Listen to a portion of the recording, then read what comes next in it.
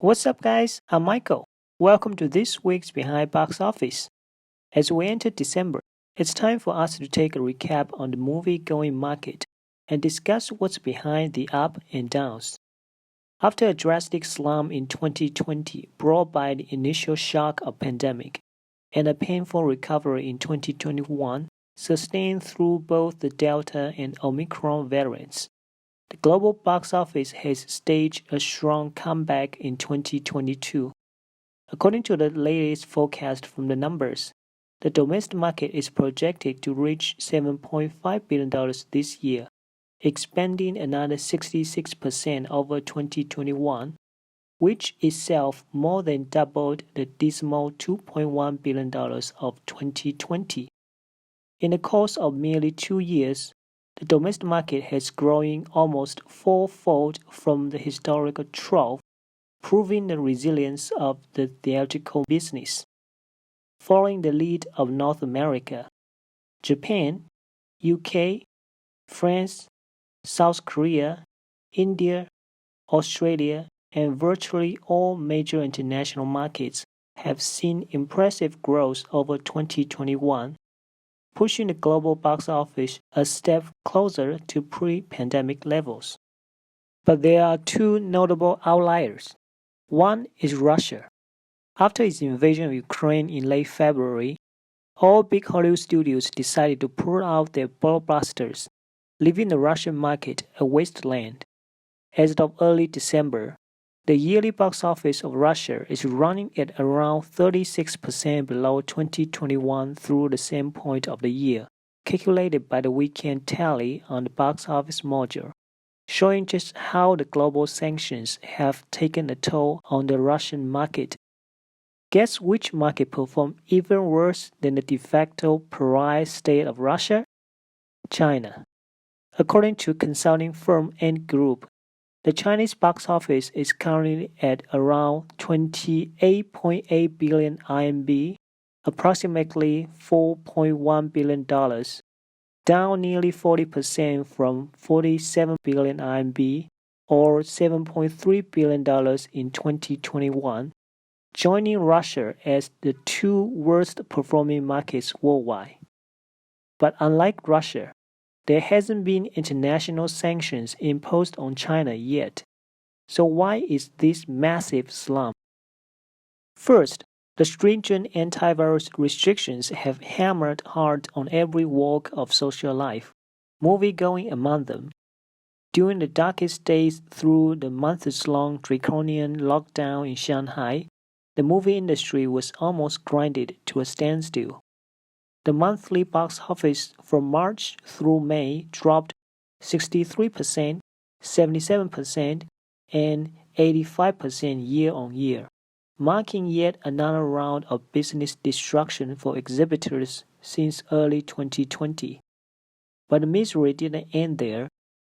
Despite a brief recovery in summer, the theatrical market headed into red again amid a surge of positive cases, as the monthly box office from September through November crashed 37%, 71%, and 69% year-on-year. The prolonged lockdowns pushed millions to the brink of collapse and finally led to the biggest wave of protests in late November since 1989, when the world witnessed Tiananmen Square massacre, forcing the long overdue relaxation of social restrictions. But the slight pickup of business since and the arrival of Avatar: The Way of Water is not enough to salvage this dismal year, projected to reach merely 30 billion RMB in 2022, or a 36% slump over 2021. Moreover, the ongoing absence of imported movies, especially from Hollywood studios, has been a huge drag on the box office. Since the onset of the pandemic, the normal release schedule of blockbusters has been severely disrupted. As I touched upon in my first video, a flurry of movies from Marvel, DC, Sony, Paramount, Warner Brothers, and even Pixar and Illumination were denied entry without any official notice or explanation since 2020, effectively putting a Hollywood embargo in place. However, it has also inflicted great pain on the box office, with the share of imported movies plummeting to an average of 15% in the past 3 years, which were normally at 38 to 50% pre-pandemic, dragging down the overall movie-going revenue in a big way. So why this self-imposed sanction that put hundreds of thousands of people's livelihood at risk and jeopardized the hard-earned progress of decades of opening up? Then we go to the last and arguably the most important issue. But before going deep, let's look at a lesser-known backdrop that set the stage for this mayhem.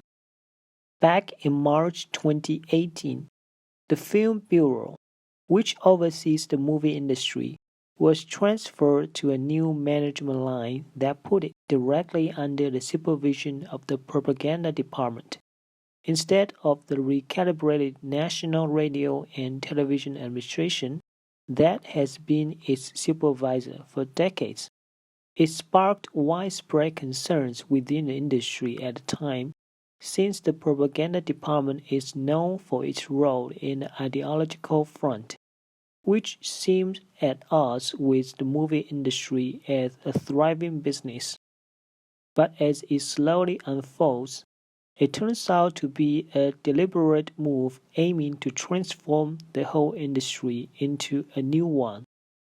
The first noticeable change since then was the drastic increase of domestic movies that were denied a release date, often citing technical issues, and demanded reshoot or recut by the censors between 2018 and 2019. While this expansion of censorship has yet to affect the foreign offerings, the cloud is already gathering. Then came the pandemic. As the entire exhibition circuit was shut for nearly 6 months in 2020, coupling a reshuffle of release schedule by Hollywood studios. The total number of movies released that year dropped to 295, with an overall box office receipts of merely 20.3 billion RMB, dropping 68% from 2019. But the market rebounded strongly the following year, expanding to 47 billion RMB and reaching 73% of 2019. The trick is, the recovery only happened to those local flicks.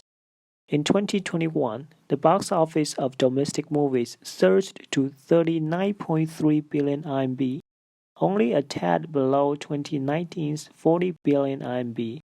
However, the foreign movie merely collected 7.7 billion RMB, or 32% of where it was in 2019. Despite a swift recovery on the domestic front, lack of Hollywood blockbusters has prevented a full-scale return to pre-pandemic peak. Yet things turned dire again in 2022, as both domestic and foreign movies dropped massively from last year. But one metric remains extremely steady regardless of outside challenges. From 2020 through 2022, the share of domestic movies stand at 83.7%, 83.6%, and 87.2%, much higher than pre-pandemic years. One way of reaching this is the de facto blockage of Hollywood blockbusters, as we discussed a minute ago. The other scheme is to prioritize the so-called main theme movies, aka propaganda movies, which claim the top spot in each of the past 3 years and commands most of the box office receipts contributed by the domestic offerings. Even in the deep slump of 2022, the propaganda movies still managed to gross over 9 billion RMB as of early December, becoming the second best year for the propaganda movies in history, only behind the record-setting 2021. although everything else is dying, the propaganda movies are still thriving. In fact, the current situation is according to the plan of the propaganda department. In November 2021, the 14th five-year plan for the development of Chinese films was published by the Film Bureau, the first such official document after its transfer to the propaganda department. The key point throughout the document is the emphasis on the domestic movies, especially a fixed goal of 10 blockbuster key movies each year, a jargon referring to the propaganda movies. All resource, including important release windows, intensive marketing efforts, and online review censorship, will be tilted towards those propaganda movies to make sure their dominance will continue. On the other hand, for the first time ever, a bottom of 55% market share for domestic movies was put in place, capping the maximum dollars that foreign flicks could take.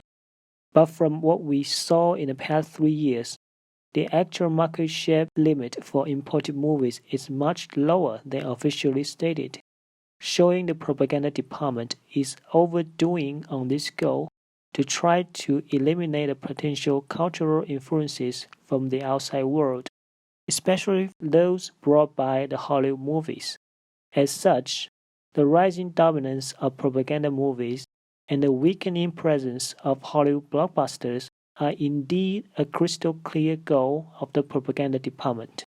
No wonder in a market recap published in January, CCP-run XinhuaNet termed 2021 as not only a recovery, but also a reborn. True, reborn is the key word that best describes what has happened to the Chinese movie industry since the onset of a pandemic. Although the total box office is crashing this year, the process of reborn is still underway as long as the propaganda movies are dominating and Hollywood blockbusters were kept in check. Reborn is certainly painful, as the market will never return to the pre-pandemic peak without sizable contributions from foreign movies. But the propaganda department has deemed this sacrifice necessary as part of its campaign to purify the ideological sphere. For the Chinese movie industry, the old day of reform and opening up is gone. Now we are in the middle of endless darkness. Okay, this is today's Behind Box Office. If you have any thought or topic that you're interested in, feel free to write in the comments. And if you like this video, please share and subscribe. See you next time.